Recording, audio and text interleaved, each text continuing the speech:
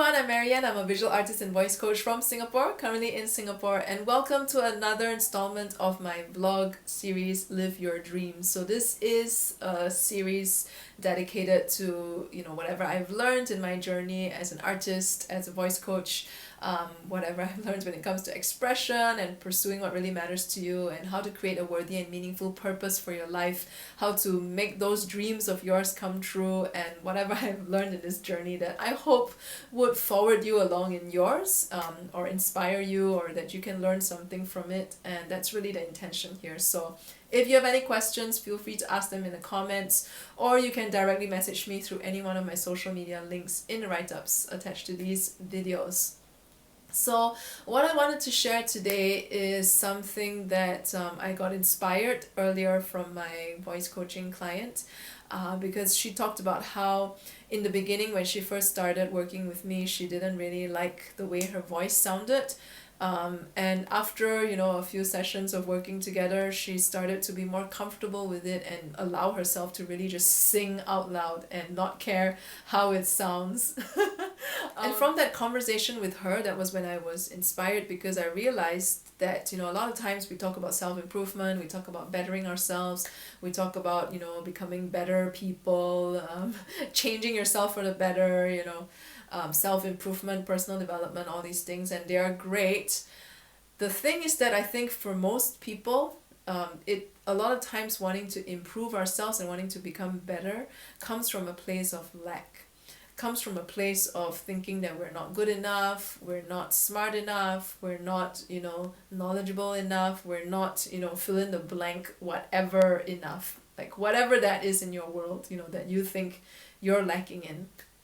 So it's then about what is the motivation behind your wanting to improve yourself and wanting to work on yourself.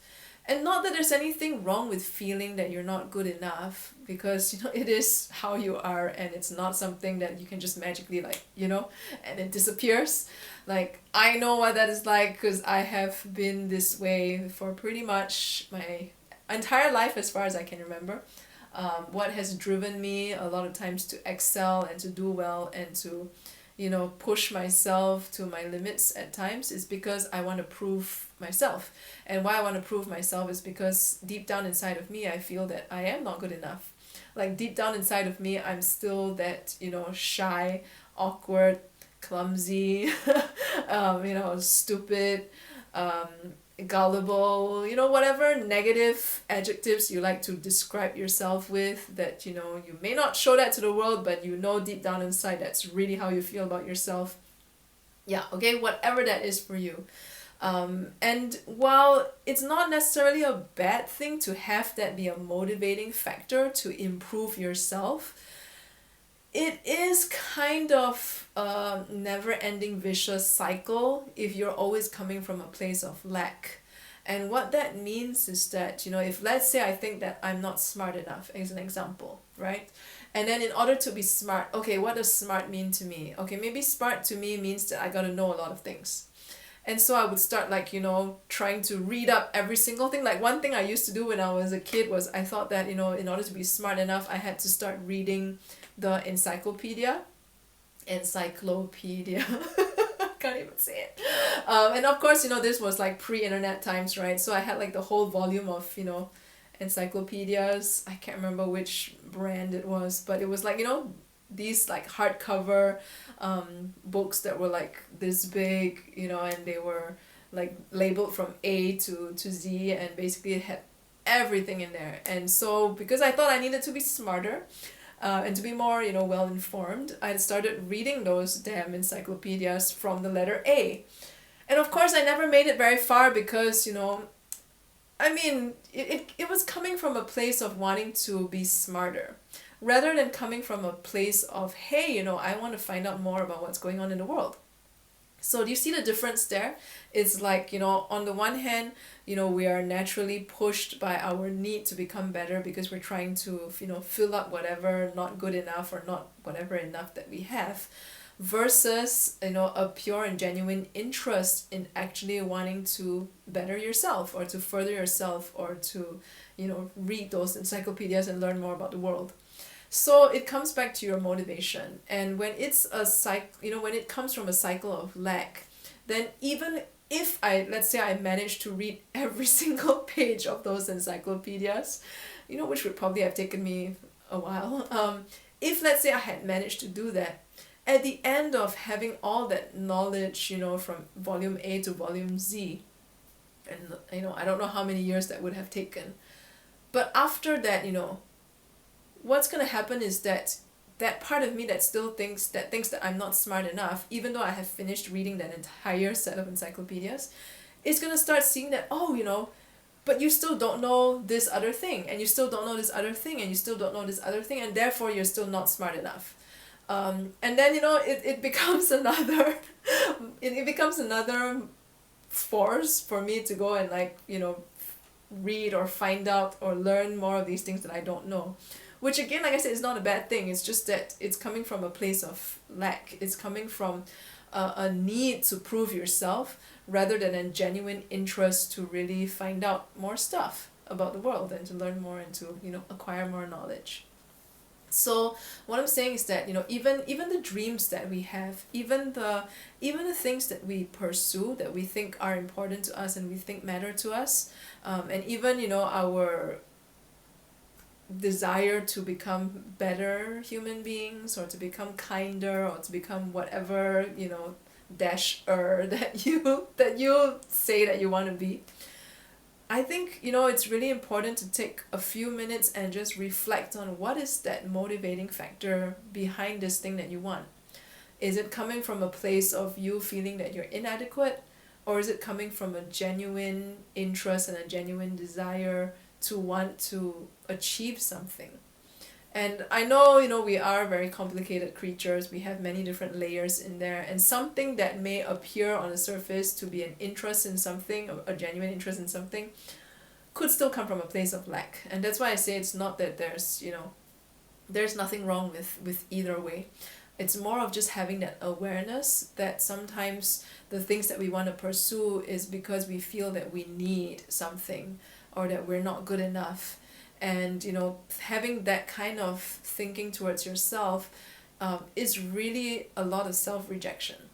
And when you're not able to accept yourself as you are, even though you may feel that you're not good enough, rejecting yourself because you feel you're inadequate really doesn't allow you to get connected to what matters to you. It's kind of complicated to say, to share all this and to put it into words when I can understand, but I will try. I mean, what I've realized along the way is that, when I am running that part of me that feels that I'm not good enough, and therefore I have to prove myself, and therefore, I need to do certain things in order to prove myself, then I become like this machine that's just like doing a lot of stuff without really thinking about why I'm doing it. Like wanting to read the encyclopedia, it becomes an act of just doing in order to get a result that I want. But then, I've forgotten to connect back with who I am and what really matters to me. And, what are my interests? What are the things that I'm really passionate about? Because if I wanted to be smarter, I could always pick an area of focus to be smarter in instead of trying to be smart at everything. Which was, the inadequate part of me trying, that was what it was trying to get me to do, to become smart at every single thing. So it's really more about connecting to ourselves and connecting to what really matters to us and what naturally comes to you as your strength or your inclination. And then you focus your efforts to be better and to improve in that direction. So that it's not about a lack of something. It's rather about, okay, this is the direction I want to go in. And maybe there are certain skill sets that I'm missing at this point in time. Maybe there's certain capabilities I'm missing at this point in time. And then you work on improving those things. So it's not so generic as, not smart enough, not good enough, but rather, okay, I want to improve my general knowledge of the world. One area of interest that I really enjoy is, reading about the animal kingdom, for example. So instead of reading every single thing, from A to Z, you can just focus on stuff that's related to animals, for example. Or you can even target your, learning and reading to something more specific in that area. I don't know. Essentially what I'm saying is that, you know, when it comes to self-improvement, when it comes to bettering ourselves, we really want to look at what is the motivating factor behind that. And always, you know, coming back to what am I really doing this for? What is this really about? Why am I feeling that I need, you know, to do this thing? And and having more awareness around yourself, so you can see where the parts of you, so you can see where you're really rejecting yourself, you know, and therefore you want to achieve something out of that, you know, rejection of your, you know, out of that rejection of yourself, so you can compensate for something you're lacking in. Versus, you know, this is the direction I want to go, this is the passion, this is something I'm passionate about, and then okay, what am I missing right now that doesn't allow me to get closer to that?